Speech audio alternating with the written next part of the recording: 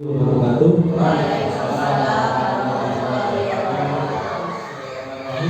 Alhamdulillah wa ni'matillah la haula wa quwwata illa billah amma ba'du. Yang terhormat para istri Nurul Sermon, Guru Tri Estiani SPP SD. Yang saya hormati Bapak Ibu Guru SD Negeri Nurul Sermon. Puji syukur kepada Allah SWT yang telah melimpahkan rahmat serta hidayahnya kepada kita semua, sehingga pada pagi hari ini alhamdulillah kita dapat bertemu di dalam acara yaitu berbagi pemahaman budaya positif. Ini adalah kaitannya tugas saya di modul 1.4. Nah, di mana modul 1.4 itu saya sudah beberapa kali mengikuti ruang kolaborasi dan ada lokakarya. Itu temanya budaya positif yang ada di sekolah.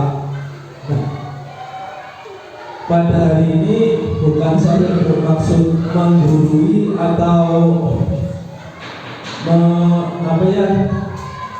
memberikan ilmu, cuma saya ingin berbagi dari apa yang saya dapatkan dari 2 bulan ini mengikuti pendidikan guru penggerak seperti itu. Dan tugas yang sekarang ini yang 1.4 itu budaya positif mewajibkan saya untuk berbagi praktek baik atau berbagi pemahaman mengenai budaya positif. Mungkin untuk meningkat waktu, langsung saja akan saya, mungkin ada video dari BPKP Provinsi Jawa Tengah dan ada juga mungkin ini slide-slide yang sudah saya siapkan seperti itu. Yang pertama, nah, ini biasanya yang bikin berisik ya, yang biasa buat berisik saya di ruang kantor itu biasanya yang sering ngomong itu ada Bu Santi Widiastuti. Beliau adalah fasilitator saya, beliau orang Grobogan dan asalnya dari Jogja. Dan yang kedua mungkin Ibu sudah pada tahu ya, Bang Sri Rahayu itu pengajar praktik saya dan saya sendiri.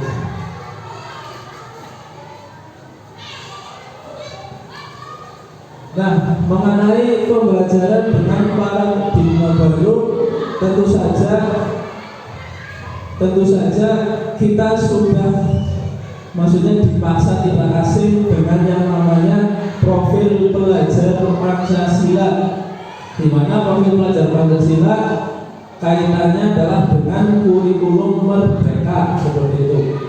Nah, pembelajaran dengan paradigma baru itu merupakan pembelajaran yang dirancang berdasarkan prinsip pembelajaran berdiferensiasi. Nah, berdiferensiasi itu di mana guru itu memberikan berbagai metode, berbagai cara, strategi pembelajaran untuk peserta didik. Misalnya ada peserta didik, misalnya ada 5 peserta didik, 3 peserta didik itu sudah mampu menguasai materi, sedangkan yang 2 belum menguasai materi. Nah, apa yang akan kita lakukan? Apakah materinya yang dikurangi, atau caranya yang dibedakan, atau bagaimana kalau menurut Bapak Ibu Guru? Ya betul, metodenya yang berbeda, tapi materinya tetap sama. Itu mungkin yang bisa saya pahami dari berdiferensiasi itu yang secara garis kecilnya seperti itu. Nah, pada intinya pembelajaran dengan paradigma baru itu untuk mengawali pada bagian ini, intinya itu mengakar pada profil pelajar Pancasila. Nah, yang dimana itu ada 6 poin. Ada beriman, bertakwa kepada Tuhan Yang Maha Esa dan Maha Mulia, berkebinekaan global, bergotong royong, kreatif, bernalar kritis dan mandiri. Seperti itu.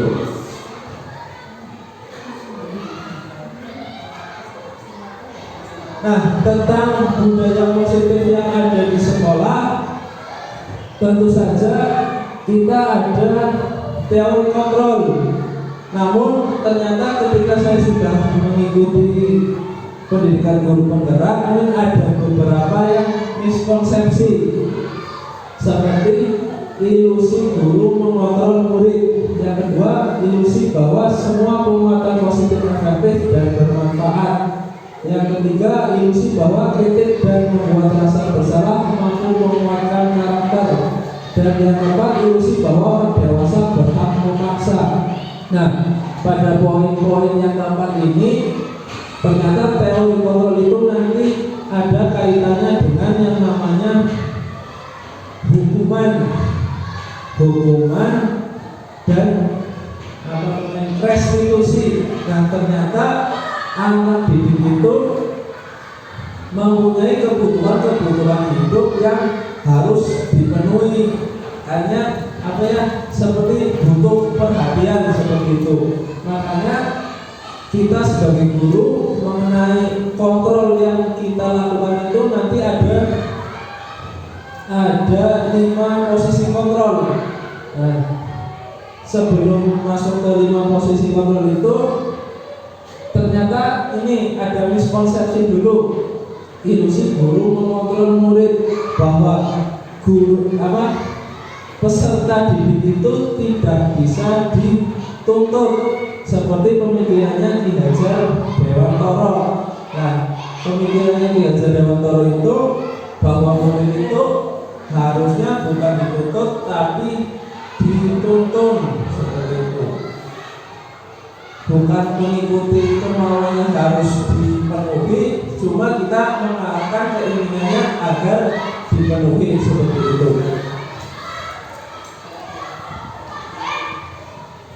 Nah, budaya positif yang pertama itu ada disiplin positif.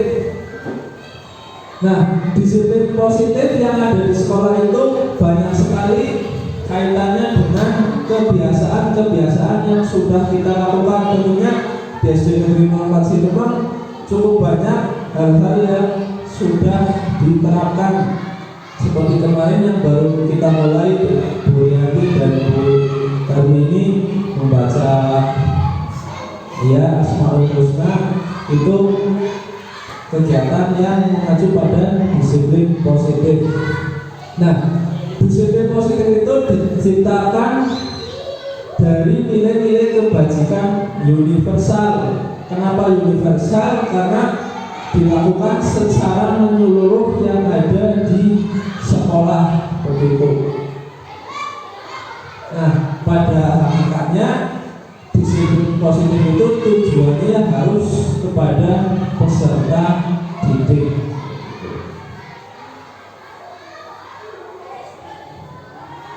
Nah, di sini sebelum memasuki yang tadi 5 posisi kontrol, kita akan mengupas dulu kebutuhan dasar manusia. Kebutuhan dasar manusia di sini adalah segala sesuatu yang kita lakukan untuk mendapatkan apa yang kita inginkan.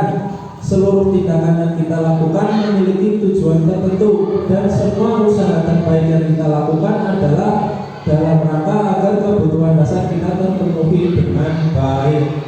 Nah, kebutuhan dasar manusia pada ini yaitu kebutuhan dasarnya peserta didik, yaitu ada 5. Yang pertama ada bertahan hidup. Tentunya manusia tidak mungkin tidak ingin bertahan hidup, Ibu. Contoh bertahan hidup pada kebutuhan dasar manusia seperti makanan, minuman, sandang, rumah, dan lain-lain. Terus yang kedua, kasih sayang dan rasa diterima. peserta didik atau anak itu pasti membutuhkan kasih sayang seperti itu. Yang kedua adalah penguasaan. Penguasaan berarti apa yang kita inginkan itu biasanya harus tercapai. Berarti ada keinginan dari dalam diri kita untuk dikuasai seperti itu. Yang keempat adalah kebebasan. Berarti kebebasan melakukan sesuatu, kebebasan bahwa anak didik itu harus mempunyai rasa ingin bebas lah seperti itu.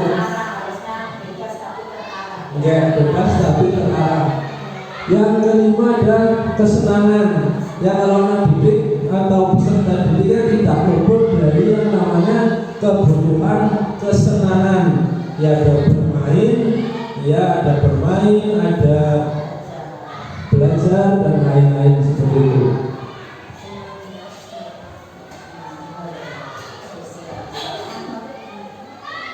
Nah, di sini ada 5 posisi kontrol guru. Tadi yang kaitannya dengan hukuman atau restitusi. Sebelum ke restitusi, kita ada 5 posisi kontrol guru. Yang pertama, guru itu sebagai penghukum. Yang kedua adalah pembuat merasa bersalah. Yang ketiga ada teman. Yang keempat pemantau. Dan kelima manajer. Nah, dalam hal ini nanti saya akan pertontonkan sebuah video yang saya download dari videonya BPKP Jawa Tengah. Dan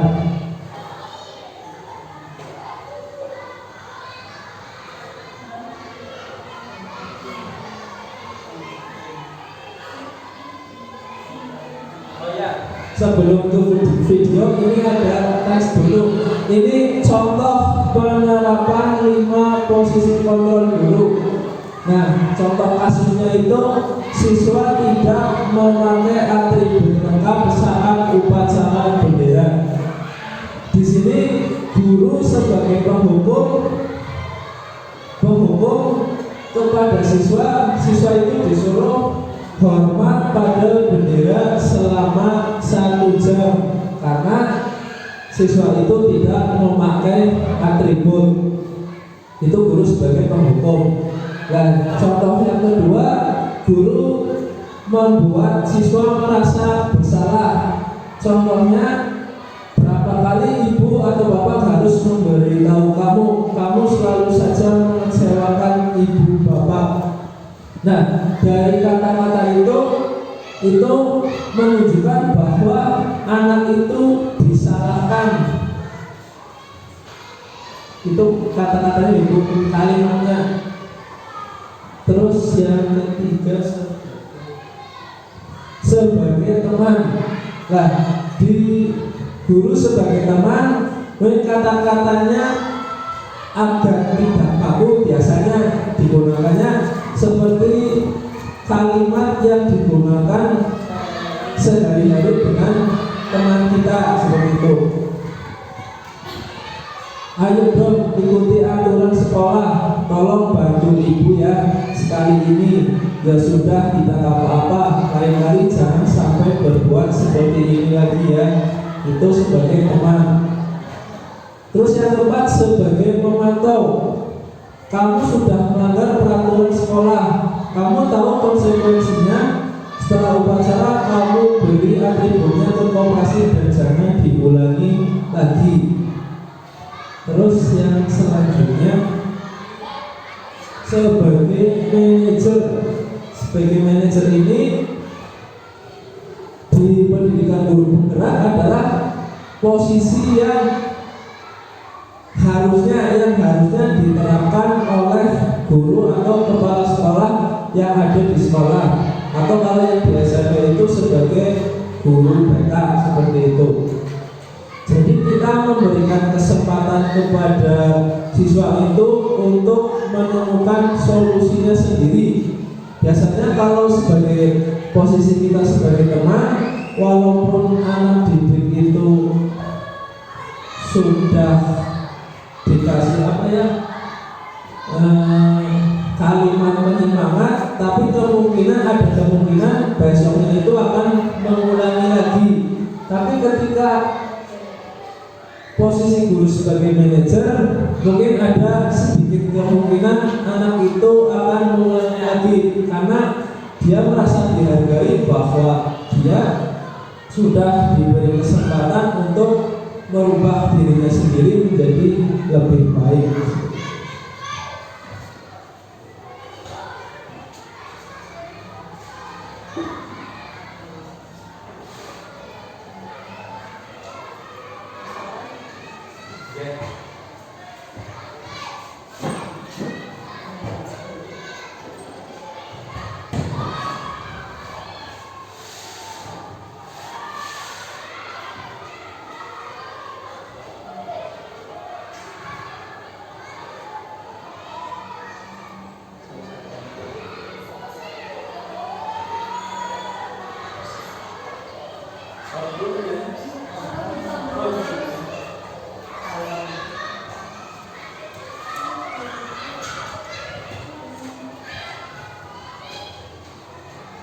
Di sini dialog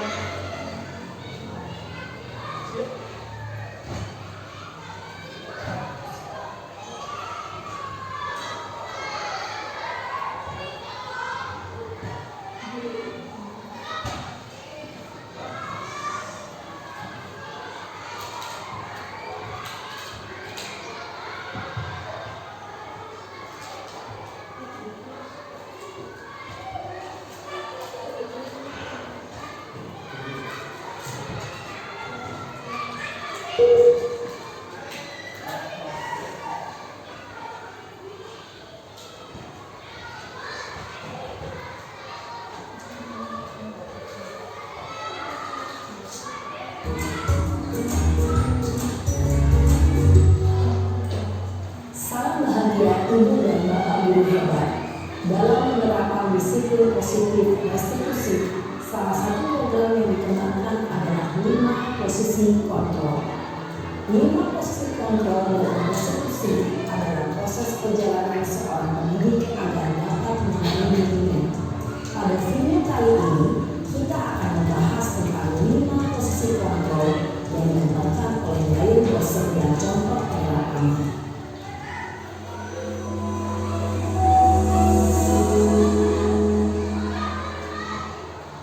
5 posisi kontrol itu adalah 1. Posisi penghukum, 2. Posisi pembuat merasa bersalah, 3. Posisi penang, 4. Posisi pemantau atau monitor, dan 5. Posisi manajer. Untuk lebih memahami 5 posisi tersebut, mari kita saksikan kasus nyata yang pernah hadir 20 menit di sekolah dan melihat bagaimana 5 posisi kontrol dalam menghadapi masalah tersebut.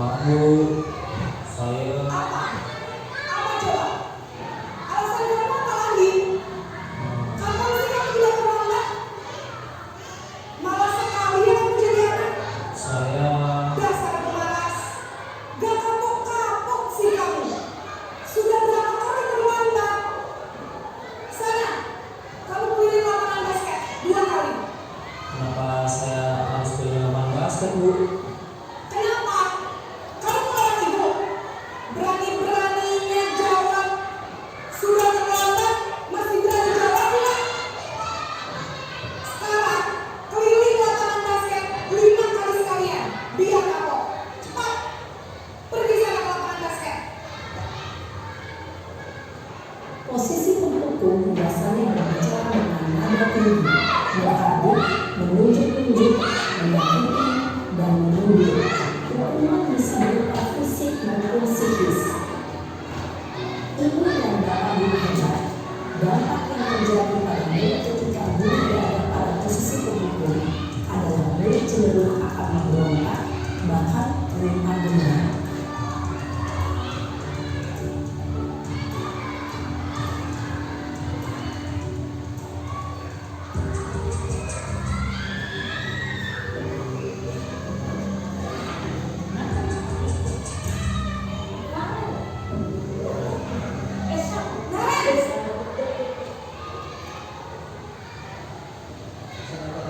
Selamat pagi Bu. Naren, kamu kenapa terlambat lagi, nak? Ya Tuhan, Naren. Kamu senang ya bikin ibu susah ya? Kalau kamu terlambat lagi, nanti ibu yang ditegur sama kepala sekolah, nak. Disangka ibu tidak bisa membina kamu. Duh, gimana ini? Maaf Bu. Duh, Gusti Naren. Kamu suka ya kalau ibu tegur sama kepala sekolah? Terus, sekarang ibu harus tulis apa yang di buku absen? Ini kamu sudah sering terlambat loh. Ibu harus apa coba? Maaf Bu. Maaf sekali. Ya sudah, lain kali jangan bikin ibu susah lagi anak ya. Ibu tidak akan pulang lagi kalau kamu begini terus. Bisa jatuhkan kalau ibu ditegur sama kepala sekolah. Sana cepat kelas. Maaf ya Bu. Maaf sekali.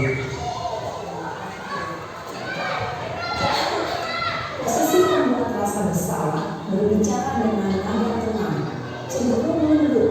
Namun kata-kata yang diutarakan membuat diri merasa menjadi orang yang gagal, memandang diri dirinya sendiri, merasa tidak berharga, dan tidak sanggup membahagiakan orang lain.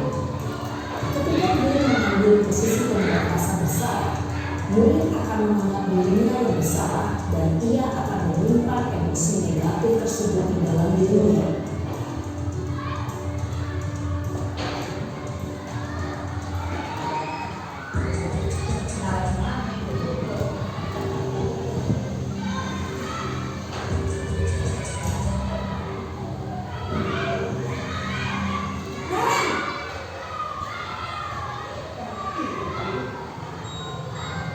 Selamat pagi Bu.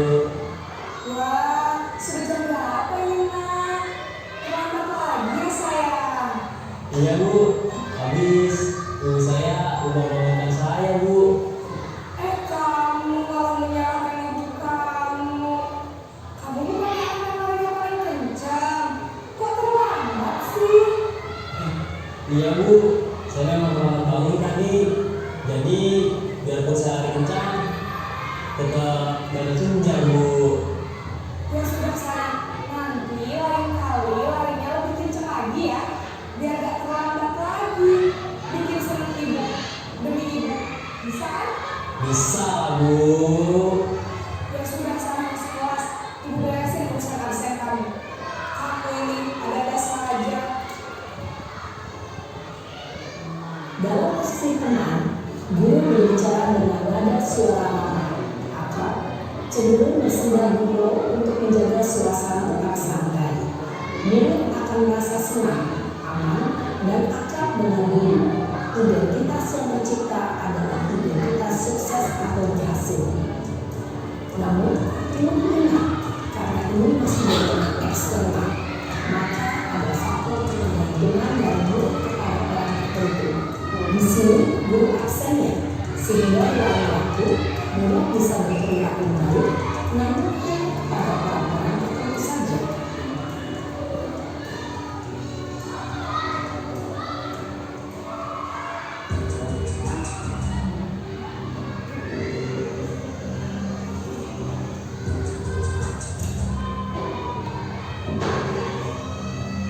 Naren!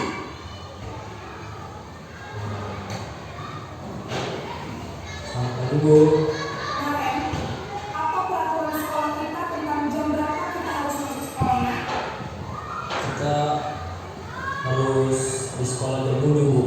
Iya betul, sekarang sudah jam 7.20. Naren sudah tahu Maaf Bu, saya harus tinggal kelas pas jam istirahat selama 20 menit. Ya benar, konsekuensinya demikian.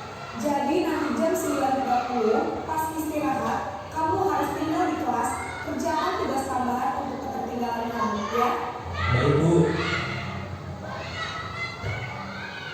Posisi pemantau mengandalkan penghitungan atau data untuk mengontrol murid. Guru mengarahkan murid berdasarkan peraturan dan konsekuensi. Seorang pemantau menunjukkan bahasa tubuh dan ekspresi wajah yang datar dan cenderung formal.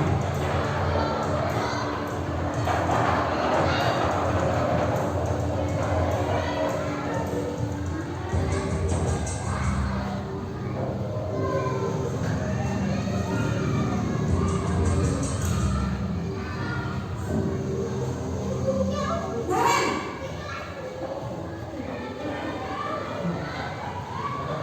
Selamat pagi Bu. selamat pagi Naren. Maaf Bu, saya terlambat. Ya, sekolah masuknya jam 7, sekarang sudah jam 7.20. Jadi sekarang bagaimana nih Naren? Maaf Bu, saya lupa alarm saya semalam. Baiklah, menurut kamu, keyakinan sekolah yang mana yang perlu kamu tingkatkan? Menghargai diri sendiri dan orang lain mungkin Bu. Setuju. Jadi, apakah Naren meyakini prinsip saling menghormati tersebut? Iya Bu, saya meyakininya. Apakah Naren bersedia memperbaiki masalah keterlambatan ini? Bersedia Bu. Bagaimana kamu akan memperbaiki masalah keterlambatan ini? Saya akan coba untuk tidak lupa meminta alarm saya Bu. Baik, kalau Naren komputer lain di rumah, ada orang yang kira-kira bisa bantu mengingatkan tidak? Ada Bu, kakak saya, Kak Emma. Ada lagi selain Kak Emma? Selain Kak Emma, ada ibu saya. Baik, jadi yang mengingatkan Naren adalah Kak Emma dan ibu kamu ya. Kira-kira akan mulai secara alarm kapan Naren? Setelah pulang sekolah, akan segera saya lakukan. Baik, jadi Naren akan setel alarm untuk bangun besok pagi dan akan diingatkan oleh kakak dan ibu Naren ya. Ada lagi yang mungkin perlu dilakukan Naren agar tidak terlambat bangun lagi. Tidak ada Bu. Baik Naren, terima kasih untuk kerjasama kamu. Sekarang kamu perlu kembali ke kelas untuk belajar. Baik Bu, terima kasih. Posisi manajer adalah posisi kontrol yang disarankan untuk membimbing murid memiliki sikap disiplin yang positif, yaitu murid yang mandiri, bertanggung jawab, dan dapat memecahkan masalah. Tujuan dari posisi ini adalah agar murid dapat berefleksi atas tindakannya. Guru akan dengan tulus memberikan pertanyaan-pertanyaan yang akurat, sehingga membuat murid dapat belajar dari kesalahannya dan mencari sebuah solusi untuk menyelesaikannya. Ibu dan bapak guru hebat, setelah mengamati adegan kelima posisi kontrol tadi, kira-kira posisi mana yang paling ideal? Posisi mana yang dapat menunjang motivasi dan prinsip murid? Ya, tentu posisi manajer. Posisi ini memang posisi ideal yang ingin dituju setiap pendidik. Pada posisi inilah, guru dapat menerapkan disiplin positif dan berpihak pada murid yang memerdekakan murid. Perjalanan seorang pendidik tentunya tidak mudah untuk sampai pada posisi seorang manajer. Namun, tujuan kita pasti, yaitu menciptakan murid-murid yang mandiri, merdeka, dan bertanggung jawab. Semoga penggambaran 5 posisi kontrol yang telah diperlihatkan ini dapat menjadi ajang refleksi bagi kita semua agar dapat terus mengasah dan menerapkan disiplin positif yang memerdekakan murid. Mari terus berlatih dan bersemangat. Selamat menerapkan. Salam dan bahagia ibu dan bapak guru hebat.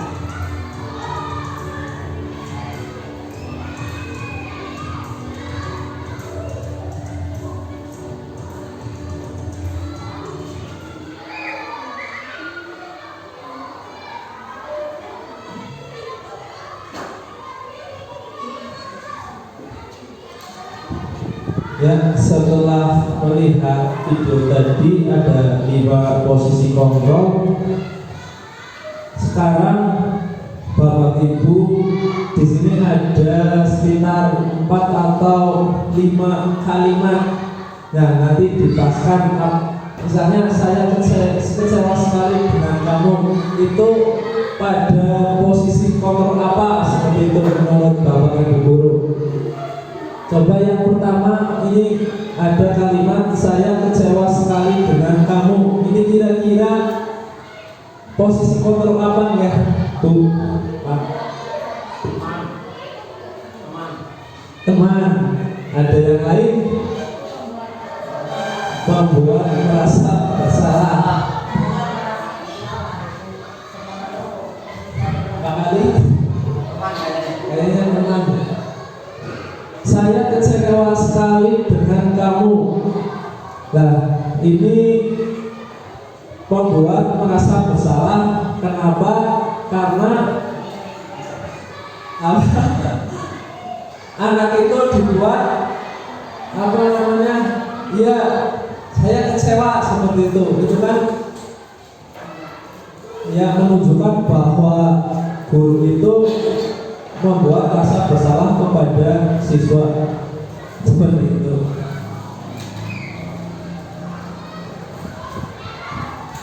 Nah, kalau ini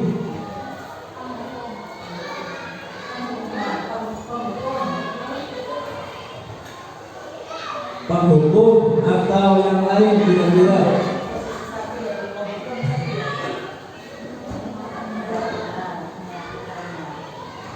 Ini juga membuat merasa bersalah. Iya, karena kamu tidak pernah benar seperti itu. Terus yang ketiga, nah kalau ini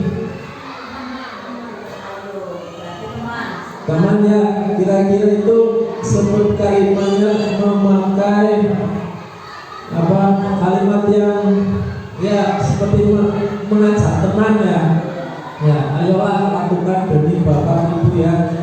Tapi ini mengambil dari video yang tadi yang ada kasusnya Ngareng terlambat ke sekolah. Nah, kalau ini ya tentu saja ya manajer. Kenapa? Karena guru di posisi kontrol tersebut itu memberikan referensi kepada muridnya atau memberikan kesempatan kepada muridnya untuk menyelesaikan masalahnya sendiri seperti itu.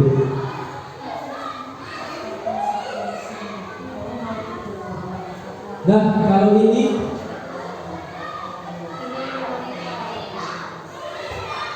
ya, ini posisi yang keempat, pemantau. Ya, tadi pemantau atau monitor. Nah, ini kalau pemantau monitor kan itu ada berdasarkan ada seperti datanya seperti itu. Berdasarkan data dan berdasarkan aturan yang telah dibuat seperti itu.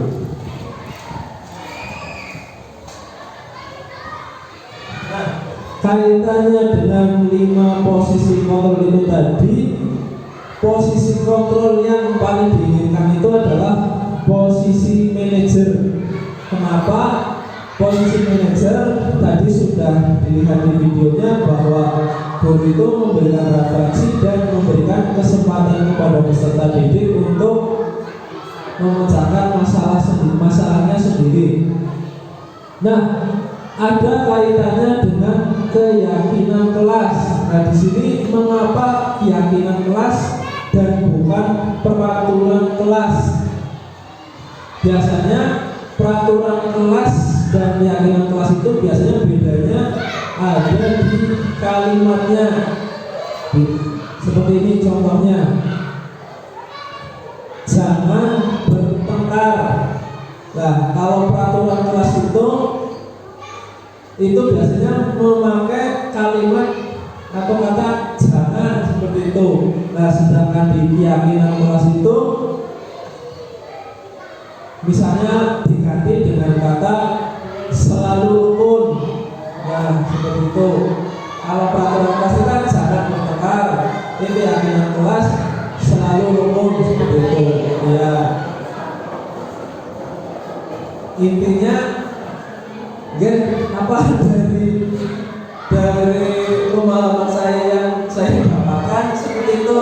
Nah, kemarin juga ketika saya membuat keyakinan kelas, kata-kata dari atas nomor 1 sampai 10 itu jangan semua ternyata itu kurang tepat seperti itu. Itu mungkin perbedaan garis kecilnya seperti itu. Nah, ini ada pembentukan keyakinan kelas. Yang pertama ada bersifat abstrak. Yang kedua berupa pernyataan universal. Berarti universal itu menyeluruh sesuai dengan keyakinan yang dibuat oleh seluruh warga kelas atau warga sekolah seperti itu. Yang ketiga dibuat dalam pernyataan positif. Nah, pernyataan positif itu tadi misalnya kata-kata jangan bertengkar diganti selalu rukun seperti itu. Terus yang keempat sedikit saja agar mudah diingat sesuai dengan kondisi kelas dan sekolah sehingga mudah diterapkan. Yang kelima semua warga sekolah atau warga kelas dilibatkan saat membuat keyakinan kelas. Nah, dari ke-6 poin itu intinya kalau keyakinan kelas itu memiliki sifat yaitu membuat pernyataan positif dan biasanya dikemas dengan singkat, tidak panjang-panjang. Kalau yang tahun kemarin juga saya pernah buat itu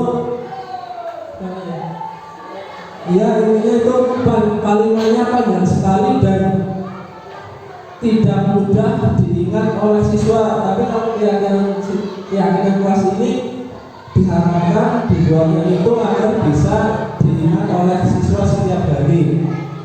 Nah, ketika siswa membuat kesalahan dan posisi kontrol guru itu diharapkan sebagai manajer, nah nanti kaitannya kembali kepada keyakinan kelas yang telah kita sepakati seperti itu.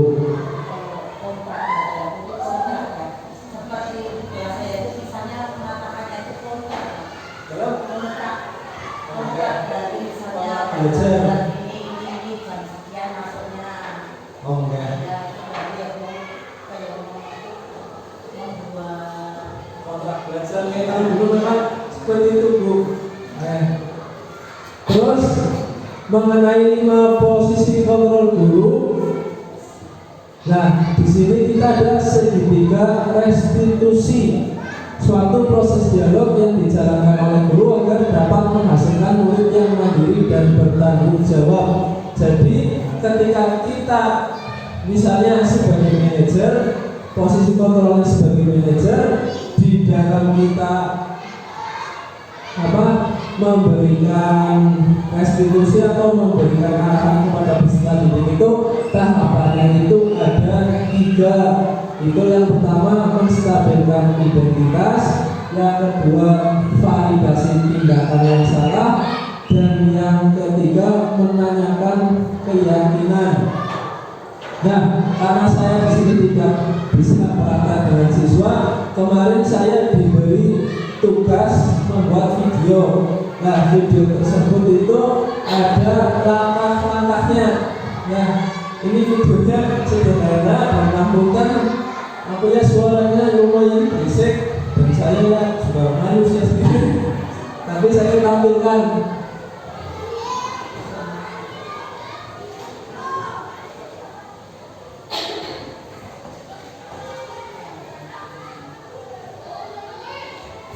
Ini ada 2 kasus.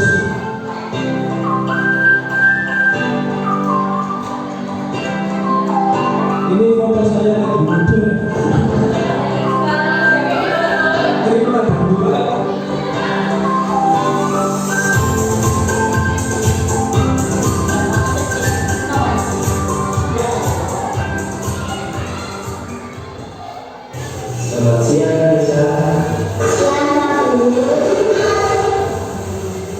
Nisa, tadi Bapak kan mendengar laporan dari Ibu pendidikan.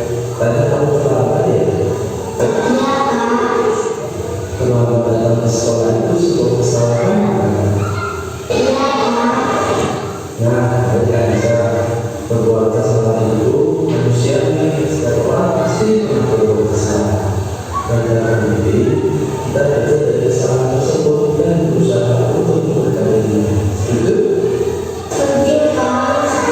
Nanti kita cari solusinya di sana ya, Nisa. Nisa dalam beberapa sekolah pasti punya masalah. Kenapa kamu tidak menolak?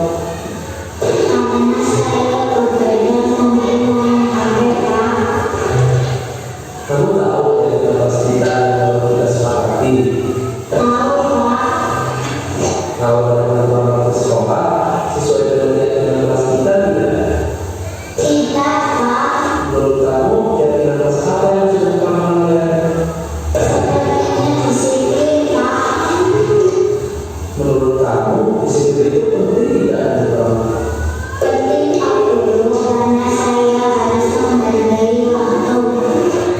Betul, menghargai waktu itu penting yang sama dengan waktu kita.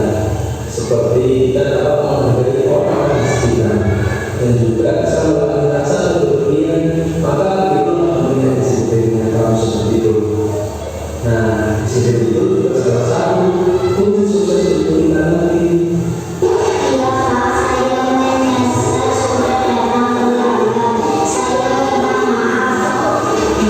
Iya, bisa sikap yang sangat baik sudah kamu tunjukkan dengan cara meminta maaf pada waktu.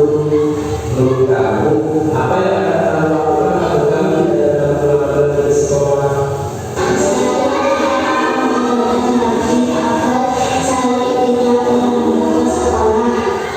Baik, Anissa. Sekarang kamu sudah menemukan solusinya. Sekarang Pak Guru akan bekerja sama dengan orang tua kamu agar kamu tidak keluar lagi di sekolah. Sudah, sekarang kamu kembali di kelas ya.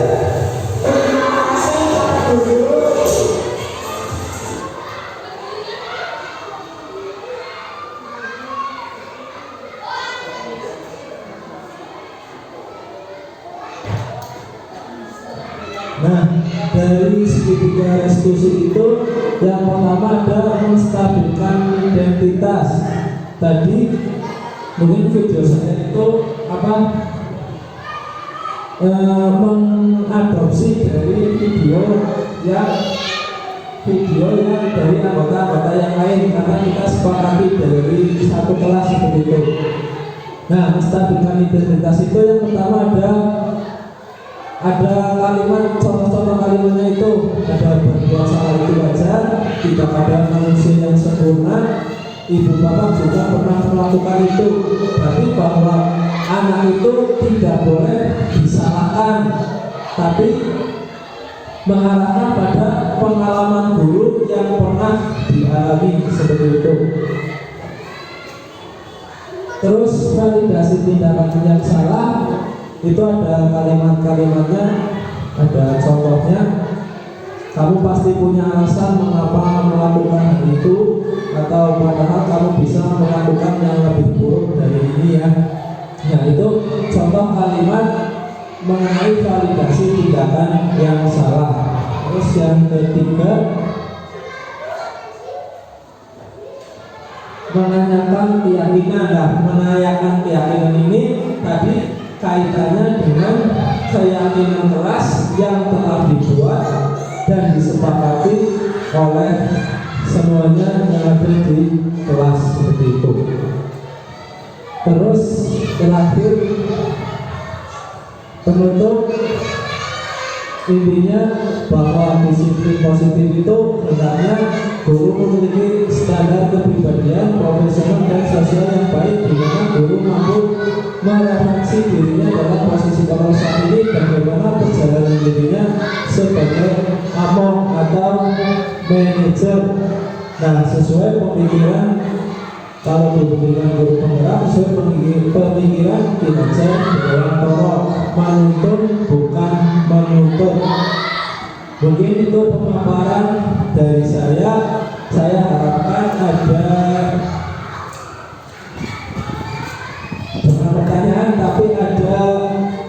masukan yang konstruktif, masukan yang membangun untuk saya agar saya kedepannya lebih apa ya, lebih bisa menerapkannya lagi seperti itu. Monggo Bapak Ibu barangkali ada yang mau memberikan masukan yang konstruktif atau masukan yang membangun untuk diri saya. Monggo Pak Ibu, apakah sekali biasanya?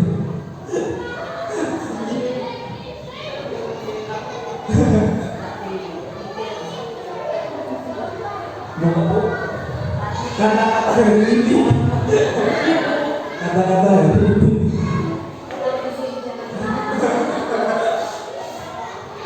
Nanti Mas, Oke. ya ini dia hampir-hampir tertanya ya Pak Bege. Apa yang sudah disampaikan Pak Bapak tadi sebenarnya bagus, terus saya ingin agak sedikit bertanya. Apakah berkaitan dengan kita mendidik anak, itu kan ada contoh hukuman dengan berbagai macam cara ya. Berarti kalau diambil kesimpulan itu berarti kalau di situ sifatnya mendidik mungkin atau bagaimana dibolehkan dibolehkan iya menghukum anak sebagai bentuk dari rasa jerah, ya mungkin ini Kalau di sini itu bahasanya diganti restitusi Pak. Itu tadi ya. Makanya di restitusi itu kan ada 5 posisi kontrol. Jadi bahasanya kalau menghukum kayak lebih kasar ya, kejam lah. Makanya di posisi 5 posisi kontrol itu ada 5 tadi. Yang pertama mungkin yang paling mengerucut ya, yang paling pertama itu adalah penghukum.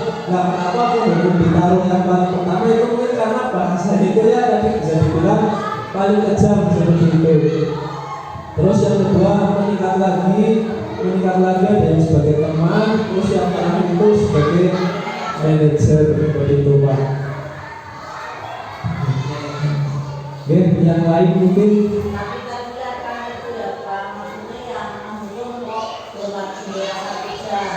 Ya itu mungkin contoh hukumannya seperti itu. Berarti lebih ke kayak fisik kan? Ya.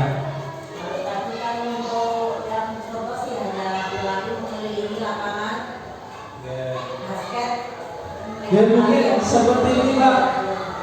Kalau misalnya terlambat, tapi pas jam olahraga, nah di situ hukumannya kan lari mengelilingi sekolah. Nah, kalau itu kemarin yang udah bahasa itu diperbolehkan karena ada kaitannya dengan olahraga seperti itu. Mungkin itu. Yang lain monggo. Kalau Pak, pertanyaan saya bertanya ya. Tadi ada 5 posisi kontrol. Yang pertama sebagai penghukum. Pertanyaan saya itu apa menghukum siswa dalam bentuk fisik dan bentuk lain itu zaman sekarang ini masih boleh apa enggak? dan kalau di sini dari restitusi yang diciptakan seperti itu memang tidak boleh ya Pak. Kesimpulannya sih di sini berarti tidak boleh menghukum secara fisik seperti itu.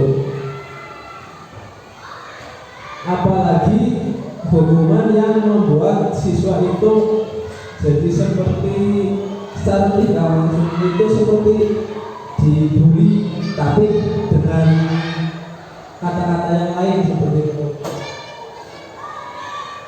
Maksudnya ada setelah kita hukum tapi ada efeknya di luar.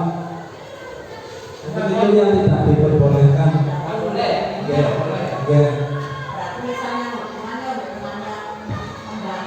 ya. Nah, ini dari sini nih bahasa restitusi atau hukuman yang membangunnya di posisi dari dari teman sampai manajer. Tapi yang diharapkan itu, yang paling diharapkan di pendidikan guru penggerak yaitu sebagai manajer. Kalau di SD mungkin bisa disampaikan oleh guru dan kepala sekolah. Kalau di SMP ada mungkin yang secara khusus itu ada guru berkat seperti itu. Cukup. Oke, saya ucapkan terima kasih kepada Bapak Ibu guru yang sudah menyempatkan membantu saya untuk menyelesaikan tugas saya di modul 1.4. Semoga kedepannya mungkin ada sekitar 4 bulan lagi saya mengikuti pendidikan guru penggerak. Mohon doanya agar selalu sehat dan semuanya dilancarkan. Amin. Ya, cukup sekian. Terima kasih dari saya. Sekali lagi saya ucapkan terima kasih. Wassalamualaikum warahmatullahi wabarakatuh.